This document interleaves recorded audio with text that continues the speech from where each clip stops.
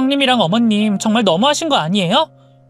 두 분 모녀끼리 여행 다니시고 하는 거 보기도 좋고 해서 저도 정말 좋은 일이라 생각은 하는데요.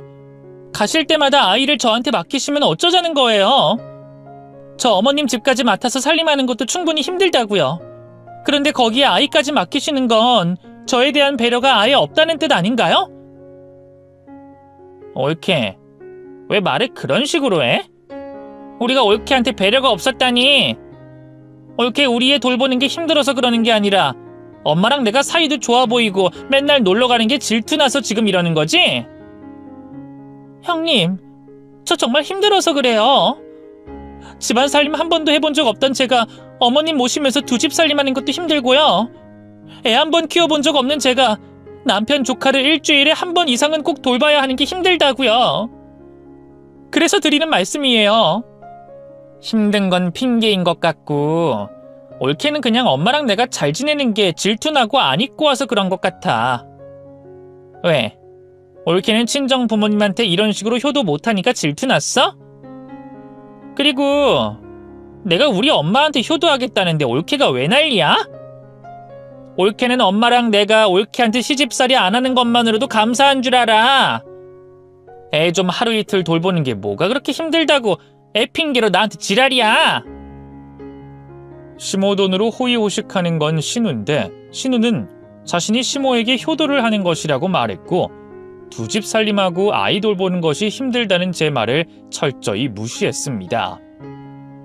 그땐 정말 시댁에서 도망을 가고 싶을 정도로 힘들었는데 그런 제 옆에서 저를 위로해주고 제 편을 들어주는 남편 덕분에 어떻게 잘 견뎌낼 수 있었습니다. 그런데 제가 정말 감당하기 힘들 정도로 큰 사건이 터지고 말았습니다. 그 일이 터졌을 땐 이 집에서 일찍이 도망을 갔어야 했다는 후회까지 들었습니다. 어머님, 이게 다 무슨 짐이에요? 형님이 원준이 맡기고 어디 다른 곳이라도 가셨어요? 그 정도 짐이면 일주일은 넘게 저희 집에 있는다는 뜻 같은데 형님 어디 가신 거예요? 하루는 집에 있어야 될 시모가 아침부터 보이지 않아서 이상하게 여겼었는데 점심쯤 시모는 한 손엔 신우의 아들을 손을 잡고 또 한 손으로는 시모의 아들 짐으로 보이는 커다란 가방을 들고 나타나셨습니다. 저는 당연히 그 모습을 보고 신우가 어디 멀리라도 여행을 간 것이라고 생각했는데 그게 아니었습니다. 얘네 부모 이혼했단다. 말도 없이 이혼한 것도 모자라서 둘 다 애 못 키우겠다고 도망을 가버려서 집에 혼자 남겨져 있는 애 내가 데리고 왔어. 형님이 이혼을 하셨다고요? 형님 고모부랑 잘 지내시지 않으셨어요? 그리고 형님이 원준이를 버리고 가셨다뇨. 그럴 리가 없어요, 어머님. 나도 믿기 어려웠는데 그것들이 이 죄 없는 애를 버리고 가버린 게 맞더라. 둘 다 연락도 안 되고 지금 어디 있는지도 모르겠고 애 좀 키워달라는 쪽지 하나만 남겨두고 갔던데 이제 정말 어떡하면 좋니? 그러면서 시모는 자신이 데리고 온 신우의 아들의 등을 저에게 떠밀며 이렇게 말씀하셨습니다. 나는 얘 못 키운다. 내가 애를 키우면 부모 노릇 해야 되는데 다 늙은 내가 부모 노릇을 하면 애만 창피하지 안 그러겠어? 그럼 어쩌시려고요? 고모부네로 보내실 생각이세요? 아니면 어머님 설마 원준이를 고아원에 보내실 생각은 아니시죠? 고아원이라니? 너의 앞에서 그런 말 입에도 담지 마라. 내가 얘를 고아원에 보내길 왜 보내? 이 할미가 버젓이 살아있고 삼촌도 있는데 고아원에 가긴 왜 가냐고. 원준이는 고아원 갈 일 없고 새아기 너랑 성규가 좀 키워줬으면 한다. 시모는 신우가 이혼을 하고 버리고 간 아들을 저에게 떠넘기며 저한테 키우라고 하셨습니다. 부모가 한 번도 돼본 적 없는 저에게 5살 된 신우의 아들을 키우라고 떠넘기는 시모의 말에 저는 처음으로 이혼을 결심하고 짐을 쌌는데 그러자 남편이 제 앞에서 눈물을 흘리며 무릎을 꿇곤 빌기 시작했습니다. 여보, 원준이 내 첫 조카라 그런지 나는 내 새끼랑 다름없다고 생각하고 지냈어. 나도 웬만하면 엄마한테 원준이 키우라고 하고 싶지만 엄마 나이도 있으신데 어떻게 원준이를 키우시겠어. 당신한테 염치 없는 부탁인 줄 알지만 원준이 우리가 키우면 안 될까? 내가 이렇게 부탁할게. 당신도 어머님도 형님도 저한테 너무한 거 아니에요? 두 집 살림 맡기는 것도 모자라 형님이 버리고 간 아이까지 맡기다녀. 그것도 내 새끼로 키우라니 그게 말이 되냐고요. 나도 이기적으로 나랑 당신만 생각하고 싶은데 인간적으로 어린 원준이한텐 이기적으로 못 굴겠더라고. 내가 당신한테 더 잘할게. 지금보다 더 잘할 테니까 제발 나를 봐서라도 원준이 모른 척하지 말고 나랑 같이 키워줘. 남편을 너무나도 사랑했던 저는 결국 남편의 부탁을 들어주기로 했습니다. 제가 신우의 아들을 키우기로 했다는 사실을 알게 된 친정에서는 당장 이혼하고 나오라고 난리도 아니었습니다. 네가 뭐가 부족하고 뭐가 못나서 나이 많은 남자랑 결혼한 것도 모자라 시모까지 모시고 신우가 버리고 간 애까지 걷어 키워야 돼? 그리고 너는 바보 등신도 아니고 왜 거기서 시키는 대로 다 하고 살고 있냔 말이야. 은서방이 나한테 잘하잖아. 나 은서방 하나만 보고 이렇게 살고 있는 거야. 나는 괜찮으니까 너무 걱정하지 마. 아들 하나 공짜로 생기고 좋지 뭐. 너는 그런 농담이 나오니? 내가 널 얼마나 애지중지 키웠는데. 너 이렇게 살라고 엄마랑 아빠가 널 애지중지 키운 게 아니야. 너 평생 귀한 팔자로 살라고 어릴 때부터 설거지 한 번 안 시키고 키웠는데 그런 네가 왜 남이 버린 애까지 주워다 키워야 되냐고. 친정 부모님은 당연히 저와 남편을 이혼시키려고 하셨지만 저는 아들 하나 공짜로 생겼다고 좋게 생각하기로 했습니다. 그리고 저는 이혼을 선택하기보단 어떻게 해서든 가정을 지키는 길을 선택하고 싶었습니다. 그러자 저에게 예상치 못한 선물이 하나 떨어졌습니다. 나 죽거든. 이 집 애미 너 줄 테니까 네가 갖도록 해라. 이 집은 우리 성규 주려고 돈 없어도 끝까지 지켜낸 집인데 이 집 받아야 될 사람은 성규가 아니라 애미 너 같다. 그리고 성규 친가에서 대대로 내려오는 선산도 있는데 그것도 너 줄 테니 너는 나 모실 생각하지 말고 우리 원준이나 잘 키워줘라. 시모는 신우가 버린 아들을 제가 자식으로 거둬들이자 100평 가까이 하는 2층 단독주택을 저에게 주시겠다고 하셨고 있는 줄도 몰랐던 선산도 남편이 아닌 저에게 주시겠다고 하셨습니다. 그 후 어떻게 시모와 남편이 처리를 한 건진 몰라도 신우의 아들을 저와 남편의 호적으로 올렸고 신우의 아들은 정식으로 제 아들이 됐습니다. 원준이 어머님, 오늘 드릴 말씀이 있어서 유치원으로 좀 와달라고 한 건데요. 어머님 혹시 원준이 머리가 아주 비상하다는 거 알고 계셨나요? 원준이 머리가 비상하다고요? 말도 잘하고 글도 금방 배우길래 똑똑하다고 느끼긴 했는데 다른 애들도 다 이 정도인 줄 알았거든요. 제가 지켜보니까 원준이 다른 애들에 비해서 월등히 머리가 좋아요. 원준이가 남다른 걸 어머님도 알고 계셔야 할 것 같아서 말씀드리는 건데요. 기회 되시면 영재 테스트 한번 해보시는 게 어떨까 싶어요. 다행히 신우의 아들은 금방 저를 엄마로 따랐고 투정 한번 부리지 않고 제 말을 참 잘 들어줬습니다. 그런데 그 아이가 머리까지 남다를 정도로 비상하다고 하니 갑자기 아들을 잘 키워보고 싶다는 욕심이 생기기 시작했습니다.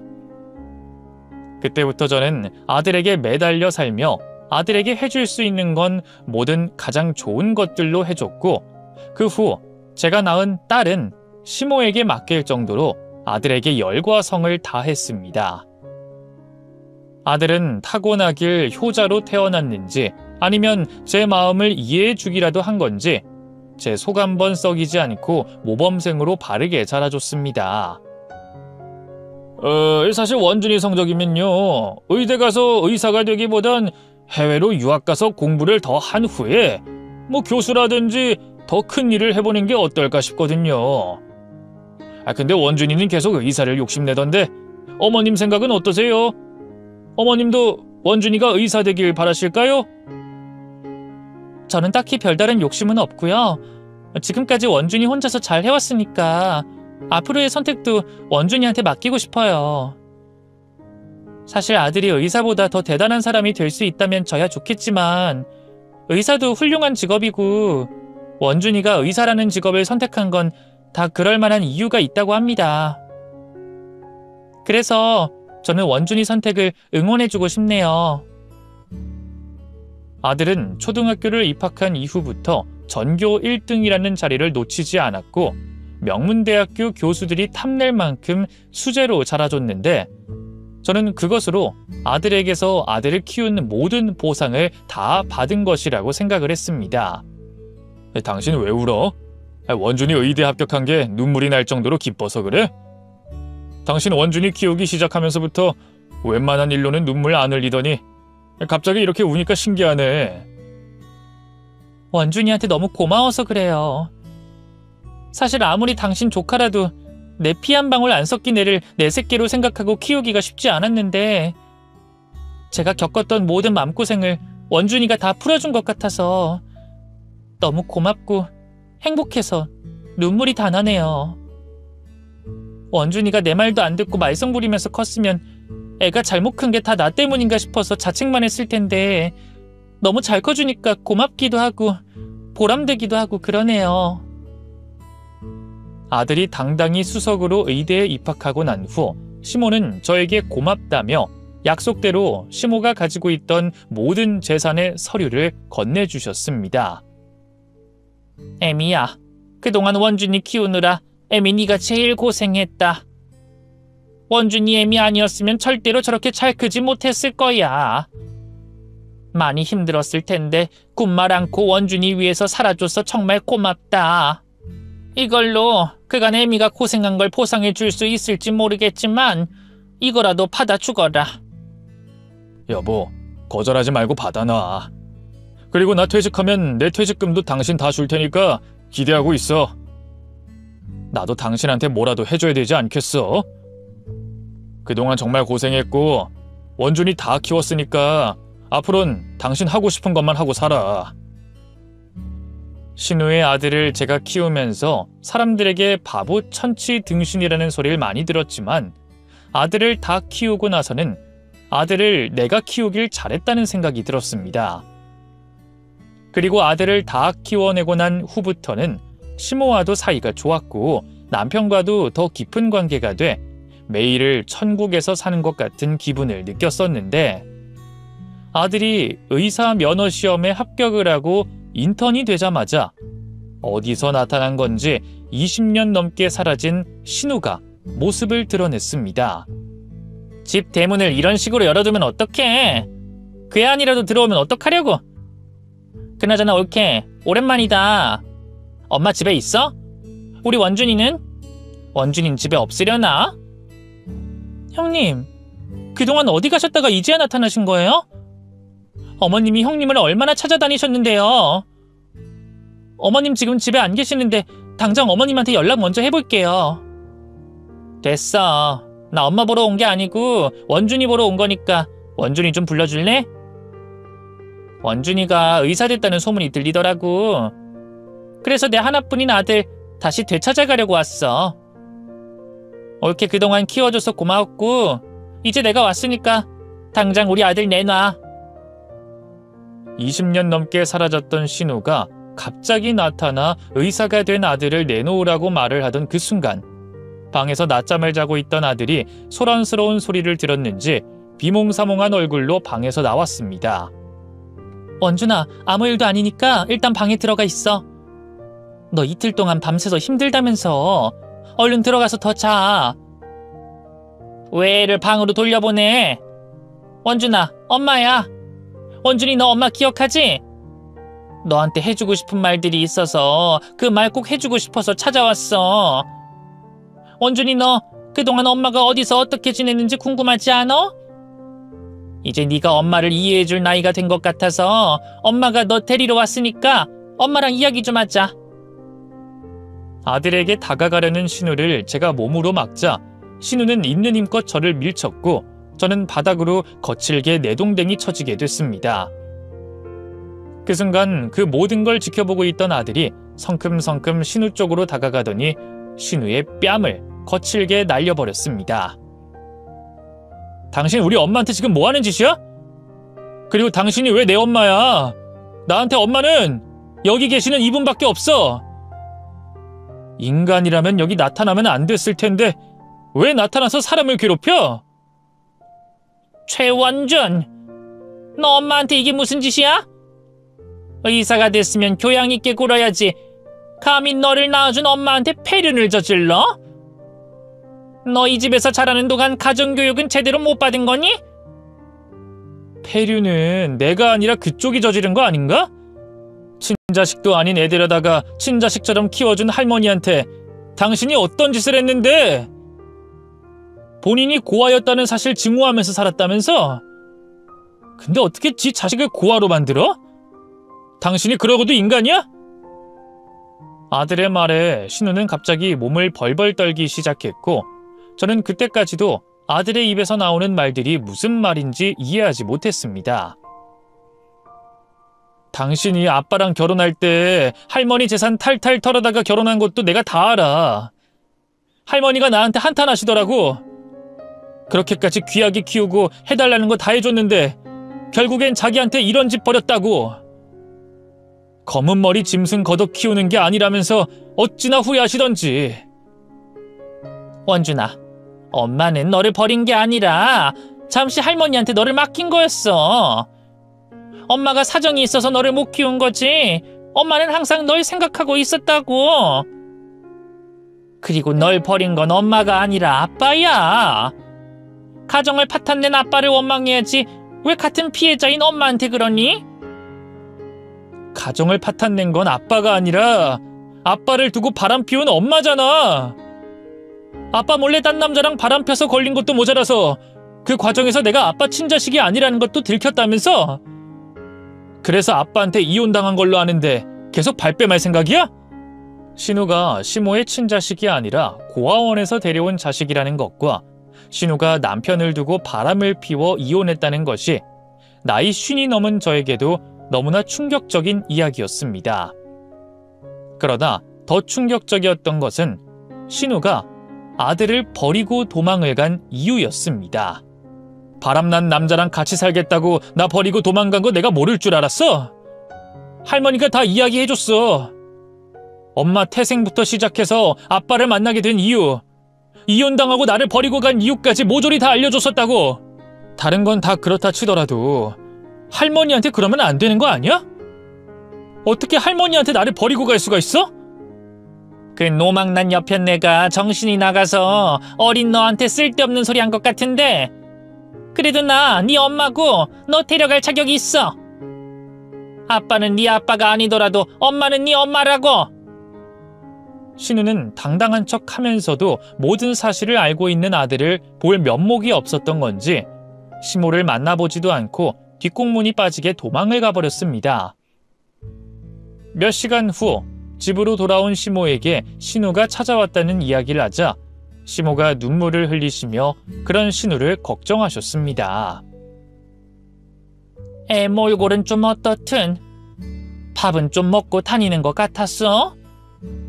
걔가 천성이 예민한 애라 밥도 잘 안 먹고 해서 내 근처 살 땐 내가 억지로라도 먹여서 사람 만들어 놨는데 지금은 많이 말랐지? 왔으면 얼굴이라도 좀 보고 밥이라도 한 끼 먹고 가지 왜 그냥 그렇게 갔다니? 할머니는 그 여자가 원망스럽지도 않아? 할머니를 그렇게 배신하고 도망가 버렸는데 밉지도 않냐고. 엄마한테 그 여자라니. 그래, 너한텐 부모 자격 없으니 그렇다고 치자. 그래도 한 번 자식은 영원한 자식이야. 내 배로 낳진 않았어도 나는 네 엄마를 내 첫 자식이라 생각하고 있어.